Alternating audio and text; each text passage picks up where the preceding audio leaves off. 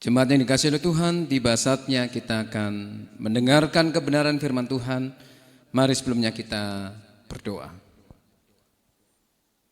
Terima kasih ya Tuhan, kalau pagi hari ini kami boleh menikmati rahmat Tuhan dan berkat pemeliharaan Tuhan yang ajaib atas hidup kami dan keluarga kami, sehingga kami boleh Tuhan layakkan dan Tuhan berkenan untuk beribadah pada pagi hari ini. Sebentar kami akan mendengarkan kebenaran firman Tuhan. Kiranya Tuhan boleh menolong kami dengan rendah hati, boleh mendengarkan, menerima kebenaran ini, sehingga kebenaran firman Tuhan boleh membentuk, meneguhkan iman percaya kami, dan terlebih firman Tuhan juga yang akan mengarahkan langkah-langkah kehidupan kami ke arah yang Tuhan kehendaki. Beri kami telinga seorang murid dan hati seorang hamba untuk mendengar firman Tuhan dengan sungguh-sungguh dan boleh menjadi pelaku-pelaku kebenaran firman Tuhan yang taat. Engkau juga pakai dan urapi hamba-Mu supaya benar-benar hamba-Mu sekedar alat untuk menyampaikan isi hati Allah yang kami yakini akan memberkati setiap kami dan semua jemaat-Mu. Biarlah kami hanya dipuaskan oleh kebenaran firman Tuhan yang akan kami dengar pagi hari ini. Di dalam nama Tuhan kami Yesus Kristus, Sang satu-satunya Tuhan dan sumber kebenaran itu, kami berdoa dan mengucap syukur. Amin. Jemaat yang dikasihi oleh Tuhan, pada pagi hari ini kita akan merenungkan kebenaran firman Tuhan yang terambil dari surat Rasul Paulus kepada jemaat di Kolose, pasal yang ketiga ayat 12 sampai yang ke-17. Kolose pasal 3 ayat 12 sampai yang ke-17, begini bunyi firman Tuhan. Karena itu, sebagai orang-orang pilihan Allah yang dikuduskan dan dikasihinya, kenalkanlah belas kasihan, kemurahan, kerendahan hati, kelemah lembutan, dan kesabaran. Sabarlah kamu seorang terhadap yang lain, dan ampunilah seorang akan yang lain, apabila yang seorang menaruh dendam terhadap yang lain, sama seperti Tuhan telah mengampuni kamu, kamu perbuat jugalah demikian. Dan di atas semuanya itu, kenalkanlah kasih sebagai pengikat yang mempersatukan dan menyempurnakan. Hendaklah damai sejahtera Kristus memerintah dalam hatimu, karena untuk itulah kamu telah dipanggil menjadi satu tubuh. Dan bersyukurlah, hendaklah perkataan Kristus diam dengan segala kekayaannya di antara kamu, sehingga kamu dengan segala hikmat mengajar dan menegur seorang akan yang lain, dan sambil menyanyikan mazmur dan puji-pujian dan nyanyian rohani, kamu mengucap syukur kepada Allah di dalam hatimu. Dan segala sesuatu yang kamu lakukan dengan perkataan atau perbuatan, lakukanlah semua itu dalam nama Tuhan Yesus, sambil mengucap syukur oleh Dia kepada Allah Bapa kita. Demikian jauh pembacaan firman Tuhan. Berbahagialah orang yang mendengar dan melakukan kebenaran firman Tuhan dalam hidupnya hari lepas ke sehari. Jemaat yang dikasihi oleh Tuhan, sudah 2 bulan lebih kita menghadapi pandemi ini. Sebagai hamba Tuhan dan gembala jemaat, ada kekhawatiran ketika hampir 2 bulan lebih kita beribadah di rumah. Apa kekhawatiran saya? Saya khawatir, jangan-jangan semangat bersekutu, jangan-jangan kerinduan kita akan bait Tuhan, kerinduan untuk berhimpun bersama-sama, berdoa bersama, bersekutu bersama, itu sadar atau tidak sadar, jangan-jangan sudah hilang atau bahkan tidak ada lagi dalam kehidupan kita. Makanya beberapa waktu yang lalu saya menyampaikan, kalau masih ada kerinduan untuk datang ke gereja, untuk bersekutu, bagi saya itu adalah sukacita yang besar. Kenapa saya mengkhawatirkan ini? Karena Alkitab menjelaskan, bahkan di bagian yang akan kita renungkan pagi ini, sangat dijelaskan betapa vital dan pentingnya posisi persekutuan bagi orang-orang beriman. Saudaraku yang terkasih dalam kasih Tuhan Yesus Kristus, dalam keyakinan dan kredo iman orang Anabaptis Menonet, maka ada 3 esensi setidaknya, dan ini ada bukunya tentang esensi-esensi Anabaptis. Dari esensi itu ada 3 esensi atau nilai-nilai dasar, nilai-nilai pokok tentang kehidupan kita sebagai orang percaya kepada Tuhan Yesus Kristus. 3 hal itu adalah pusat iman kita adalah Yesus Kristus. Pusat hidup kita adalah persekutuan, dan pusat karya kita sebagai orang percaya adalah rekonsiliasi. Dan rupa-rupanya kredo keyakinan orang Anabaptis Menonet ini ketika saya merenungkan dan mempersiapkan bagian Kolose 3 ini, ternyata ada kecocokan dan keserasian. Dan pagi ini saya ingin membagikan 3 hal setidaknya yang kira-kira bisa menjawab kegelisahan kita, atau setidaknya menjawab kekhawatiran, bukan hanya saya, sudah barang tentu.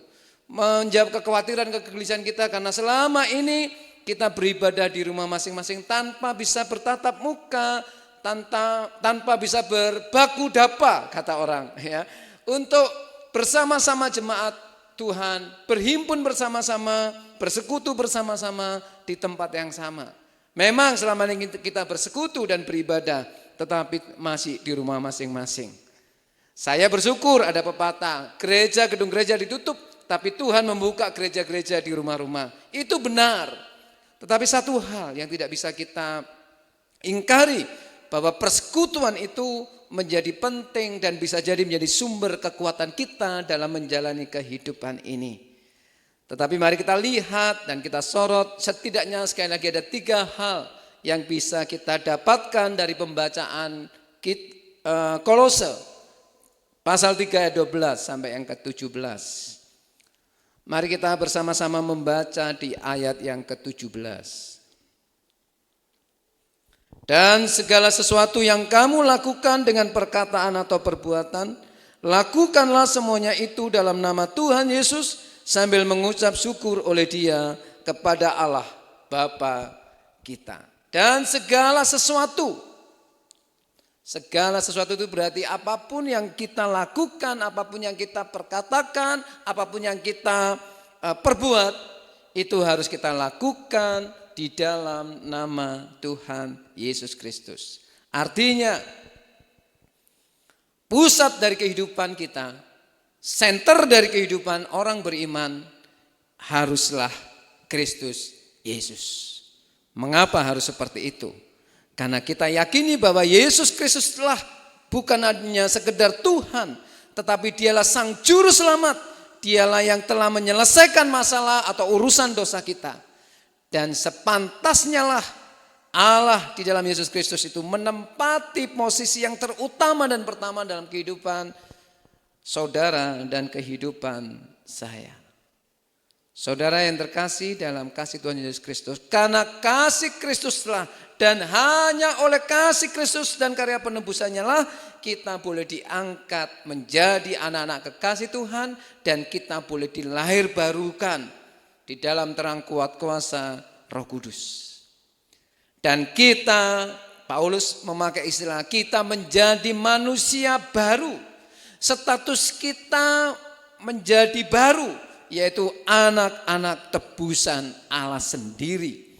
Anak-anak kekasih Allah sendiri yang dulu kita menjadi seteru Allah karena dosa-dosa dan kesalahan kita, tetapi karena karya kasih penebusan Yesus Kristus kita memperoleh status baru, yaitu menjadi anak-anak kekasih Allah. Dan kita boleh menjadi manusia baru.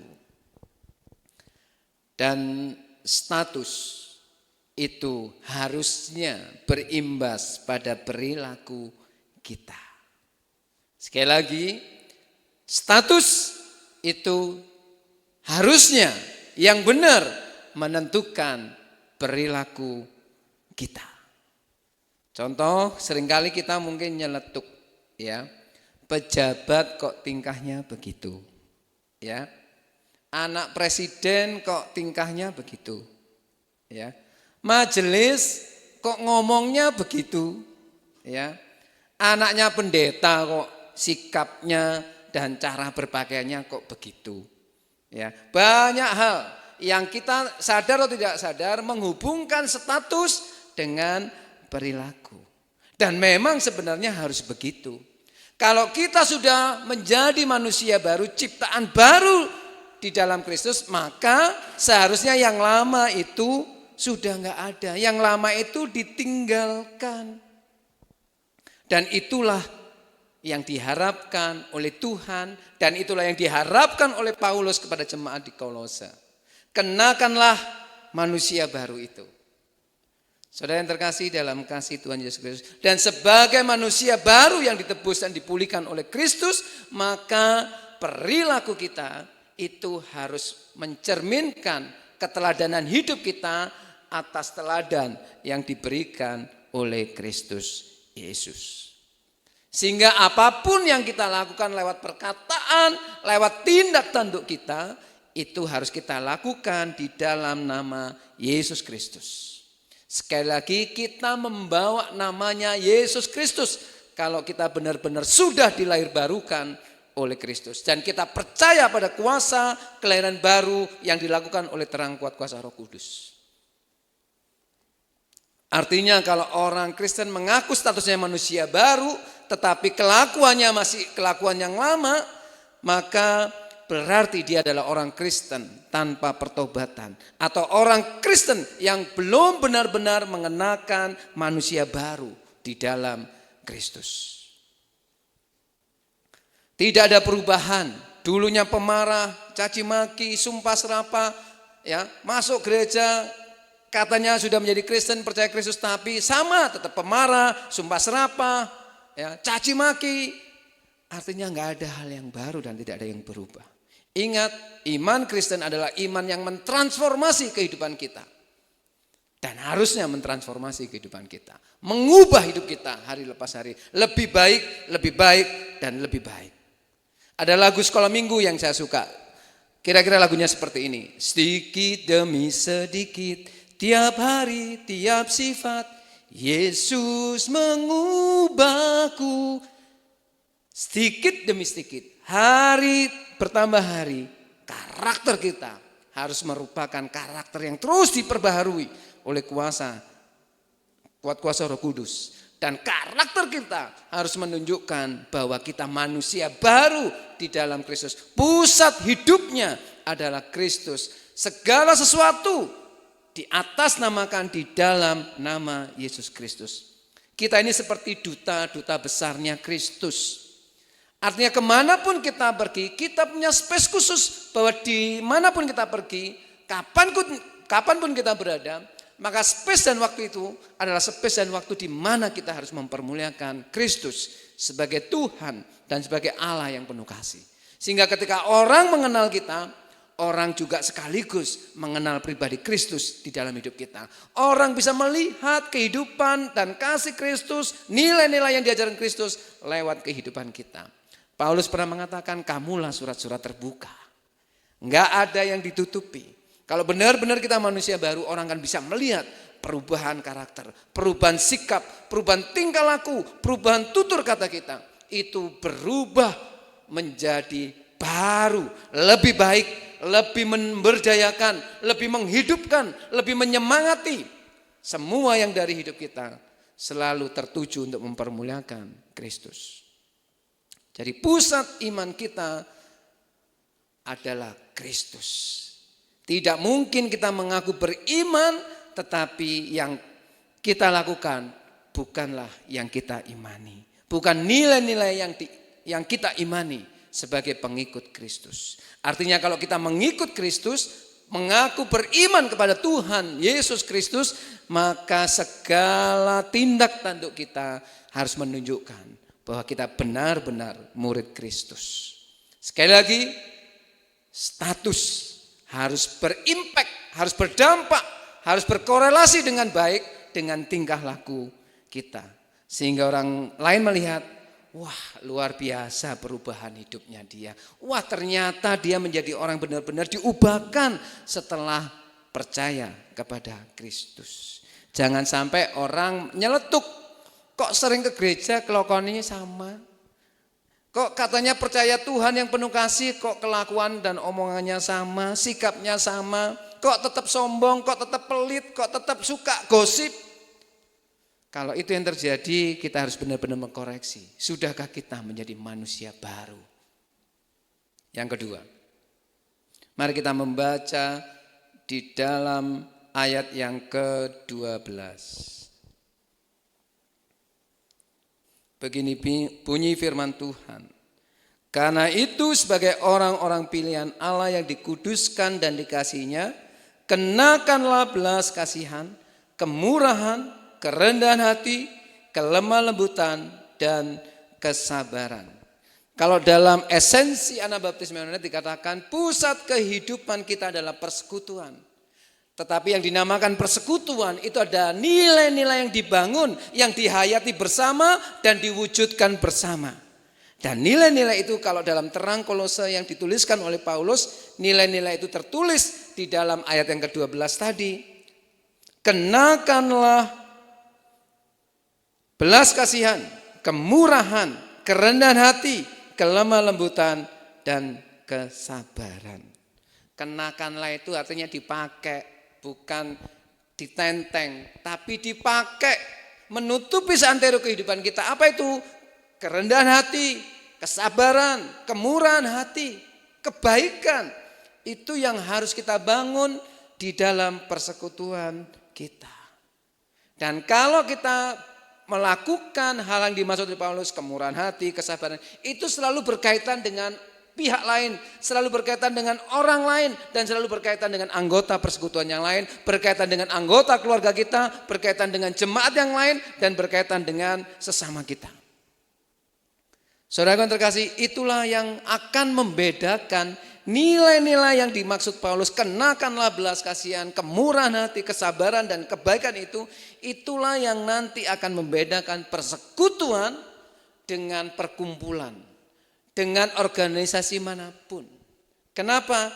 Karena di dalam persekutuan itu benar-benar diperjuangkan, diusahakan begitu rupa hal-hal yang berkaitan dengan kebaikan, hal-hal yang berkaitan dengan kemurahan hati, kelemah lembutan.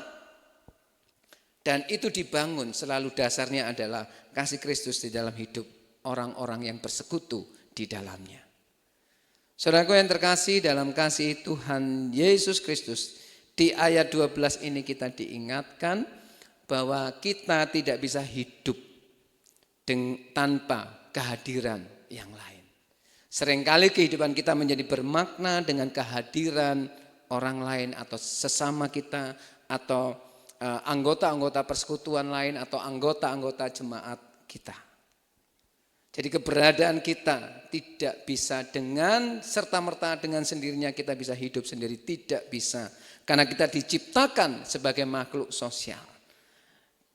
Dan hal ini harus kita kembangkan begitu rupa dalam hidup kita supaya kita benar-benar menjadi anggota persekutuan yang benar-benar memberdayakan, menguatkan yang lain dengan nilai-nilai kebenaran seperti yang dimaksud oleh Paulus di ayat 12.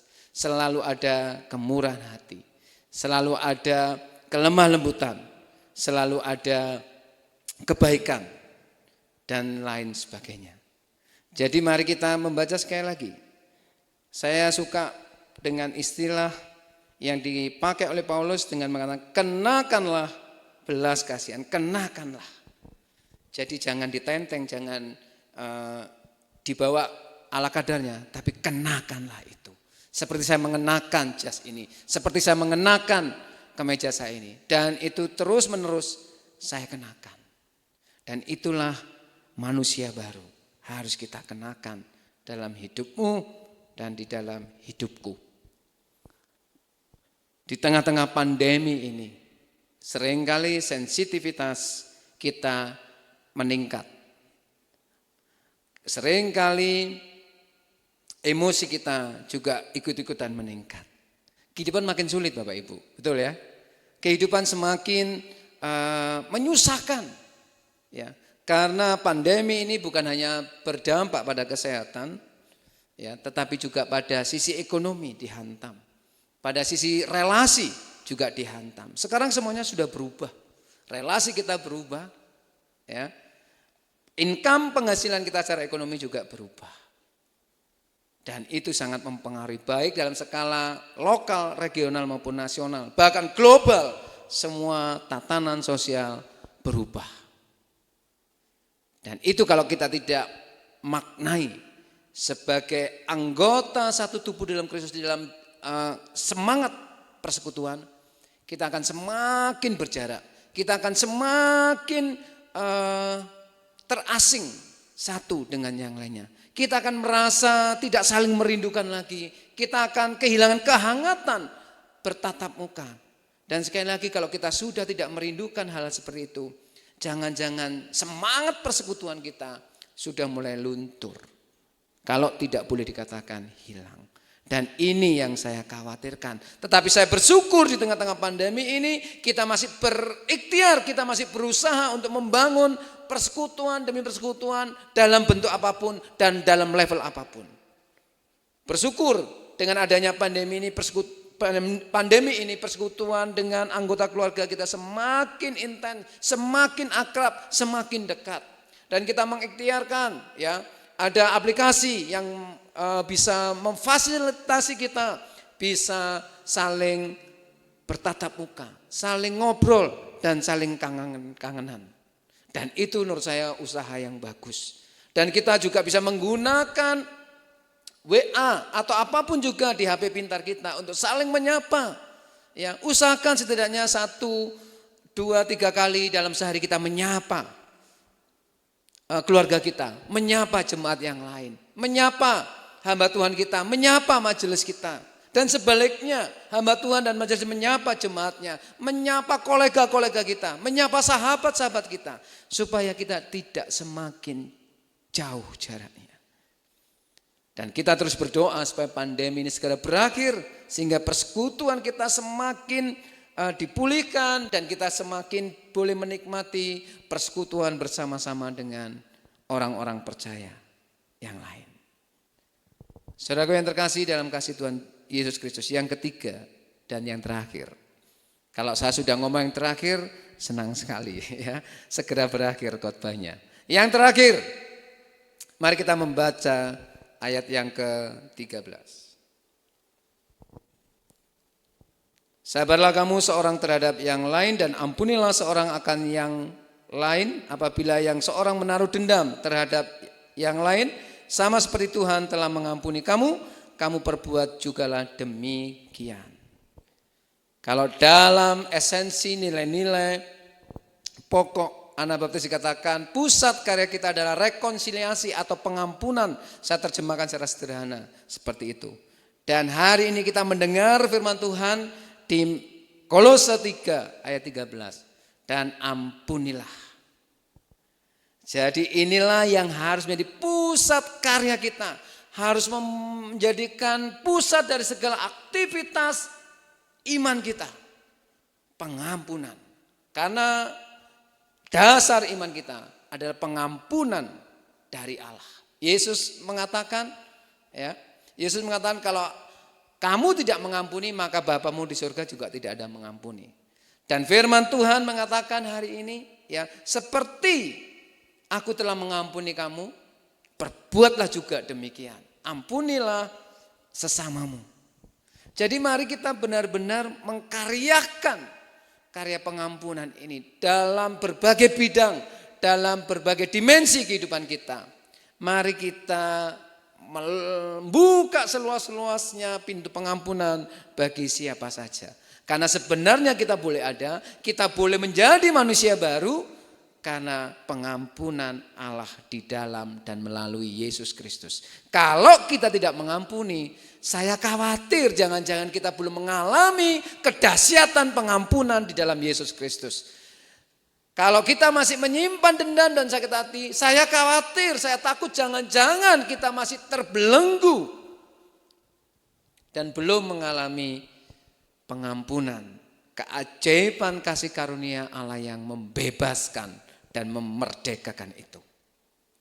Jadi dasar kita mengampuni bukan kapasitas dan kemampuan diri kita yang rapuh, tetapi kita mengampuni karena kita lebih dulu diampuni oleh Allah di dalam Yesus Kristus. Jadi inilah yang akan memperkuat, nomor 2 tadi, akan memperkuat persekutuan kita kalau kita hidup dengan saling mengampuni. Dan ini juga yang akan mendemonstrasikan iman kita di dalam Allah Sang Pengampun, yaitu Yesus Kristus, sehingga itu menjadi terpraktekkan dengan baik, terwujud dengan indah ketika orang yang beriman kepada Allah yang penuh pengampunan itu hidup di dalam pengampunan, tidak hidup di dalam dendam kesumat. Dunia ini menjejali kita dengan nilai-nilai dendam. Kalau kamu disakiti, ya kamu berhak untuk membalas dengan menyakiti. Kalau kamu ditipu, kamu berhak untuk membalas dengan menipu. Kalau kamu dicederai, kamu berhak juga untuk mencederai. Itu yang diajarkan pada umumnya di nilai-nilai itu di dunia ini. Tetapi hari ini kita mendengar sekali lagi berita bahwa ampunilah. Bahkan Yesus sudah mendemonstrasikan dan Yesus juga mengajarkan, kasihlah musuhmu. Kasihlah musuhmu, gampang, mudah, atau sulit? Sulit banget, tetapi itulah yang harus kita karyakan. Sulit karena kita masih bertumpu pada kekuatan dan kedagingan kita. Tetapi itu akan dimungkinkan dan menjadi mudah ketika kita melihat bercermin bahwa hidupku seperti ini karena karya pengampunan Kristus. Dan itu yang akan mendrive kita, mendorong kita dan memberi kita power, kekuatan, energi untuk mengampuni. Saudaraku yang terkasih dalam kasih Tuhan Yesus Kristus. Karya yang ditunggu-tunggu oleh dunia ini adalah rekonsiliasi, pengampunan. Saya teringat Presiden Afrika Selatan Nelson Mandela. Dia lebih dari 25 tahun harus mengalami kepahitan hidupnya karena harus dipenjara karena dia menentang politik apartheid yang diberlakukan oleh pemerintah otoriter saat itu. Pembedaan warna kulit antara kulit putih dan kulit hitam, dan Nelson Mandela adalah orang yang berkulit hitam. Dia dipenjara selama lebih dari 25 tahun.